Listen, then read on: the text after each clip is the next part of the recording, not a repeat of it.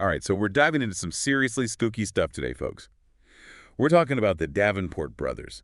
These two guys from the Victorian era who claimed they could talk to the dead and even make music with a little help from the spirit world. Oh, yeah, the Davenports. Their story is wild. And we've got a mountain of sources to sift through: biography excerpts, historical accounts, even some skeptical magician memoirs, the works. Sounds like a recipe for a good deep dive. Exactly. Are you ready to see if these guys were actually channeling spirits or just really good at pulling the wool over everyone's eyes? Let's do it. Okay, so picture this. It's the 1800s, and spiritualism is all the rage. People are dying to connect with their dearly departed, holding seances left and right. It was a time of immense spiritual curiosity, you see. People were really grappling with big questions about life, death, and the afterlife, and the Davenports really tapped into that. And they were smart about it. They didn't just tell ghost stories.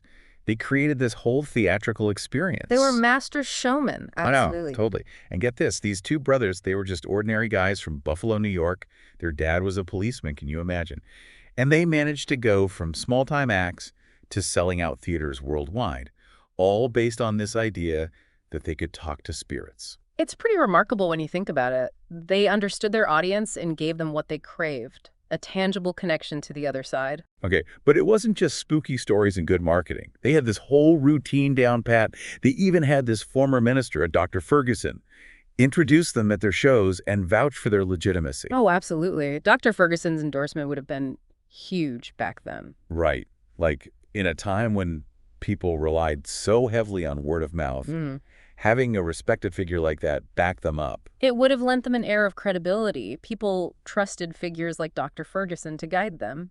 It's a classic example of how social proof can influence belief, even when you're talking about things that seem impossible. Right. So how about we jump into their most famous trick, the one that really put them on the map, the spirit cabinet.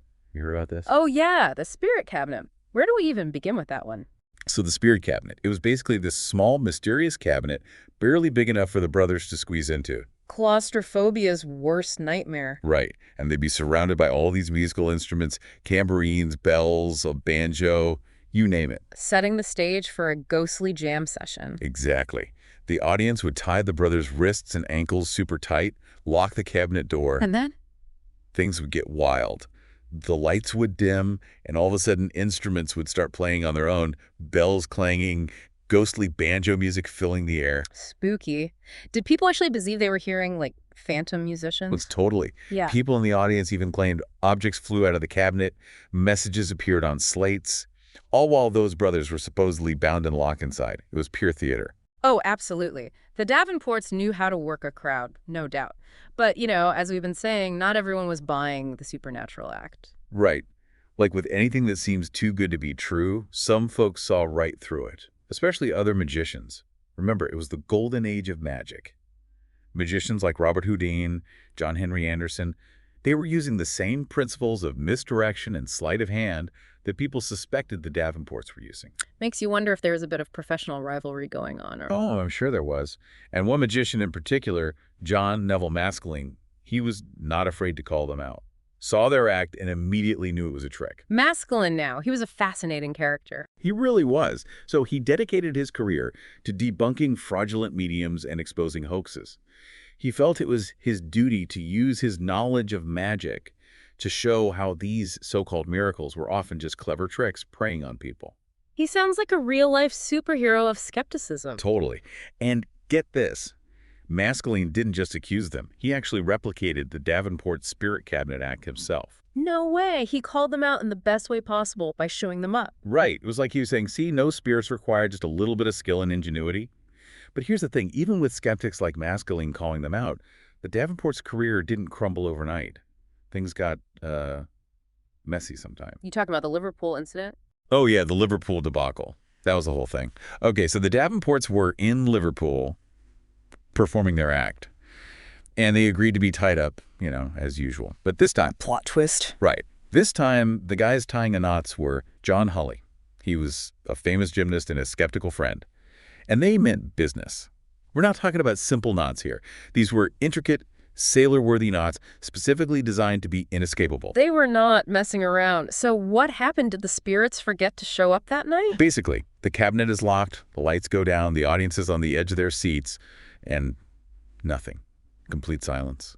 Just the muffled sounds of the Davenport struggling inside the cabinet, totally unable to escape those knots. Oh no, the jig was up. The crowd went ballistic. They felt duped. A full-blown riot broke out. A riot? At a magic show, you can't make this stuff up. It's almost comical looking back, but I bet it wasn't funny for the Davenports.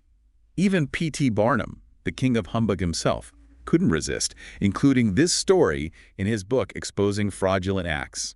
Ouch. Getting called out by Barnum had to hurt. But it makes you wonder, with the exposure, the riots, the skeptics, why did people still flock to their shows? Right. It's a head-scratcher. Right. Were people just easily fooled, or was there something more to it? Well, I think it's more complicated than just saying people were gullible back then. Oh, absolutely. Oh. Don't underestimate the power of a good mystery, right? Yeah. Like, even today, we love a good conspiracy theory. Exactly. The Davenports, whether they meant to or not, they created this aura of uncertainty around themselves. They never fully explained their methods, which, only fueled the public's fascination. It kept people guessing. It's like they were almost daring people to try and figure them out. Exactly. And that's a powerful thing, that kind of mystery. It draws people in. It really does. Yeah. Okay, but with all the skepticism surrounding them, the exposures, the riots even, did the Davenport brothers actually believe they had these powers? Or were they just really good at playing the part? That is the million-dollar question, isn't it? And honestly, the sources we have, they paint a bit of a complicated picture. There's some evidence to suggest that Ira Davenport, at least, he genuinely believed in spiritualism. Really? Yeah, like he wrote about experiencing strange phenomena even outside of their stage act.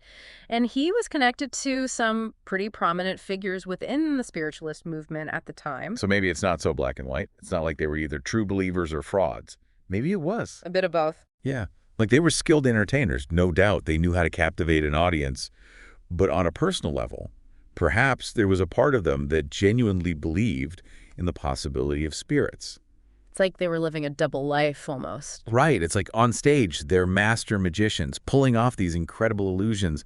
But off stage, maybe they're exploring these deeper questions about life and death, trying to make sense of the universe. It's a fascinating contradiction, for sure. And you know who else had some interesting thoughts on the Davenports? Let me guess. Harry Houdini. Houdini himself, the legendary escape artist. Oh, yeah. He was obsessed with debunking spiritualists, so I'm guessing he wasn't exactly a fan of the Davenport brothers. You could say that. He saw them as a threat, really. And what did Houdini have to say? Well, according to Houdini, Ira Davenport actually confessed to him. No way. What did he say? Admitted that their entire act was a sham, that they never actually contacted any spirits. So it was all just a big trick. Seems that way. But here's the thing, even Houdini, Mr. Debunker himself, he admitted that the Davenports never publicly denied believing in spirits. Not once. That's wild. So which was it? It's hard to say for sure. It's possible that they recognized that publicly denouncing spiritualism, even if they had doubts, it could have ruined their careers. So it all comes down to belief, doesn't it? What people wanted to believe. Exactly. And I think there's a lesson there for all of us, even today. We're constantly bombarded with information, with different claims and beliefs. And it's up to us to be discerning, to ask questions, to think critically about what we choose to believe. Well said.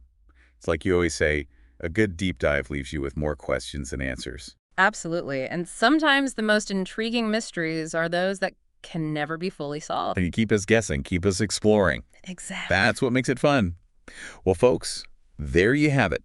The curious case of the Davenport brothers, masters of illusion and maybe, just maybe, believers in the great beyond. Until next time, keep those thinking caps on and we'll see you on our next deep dive.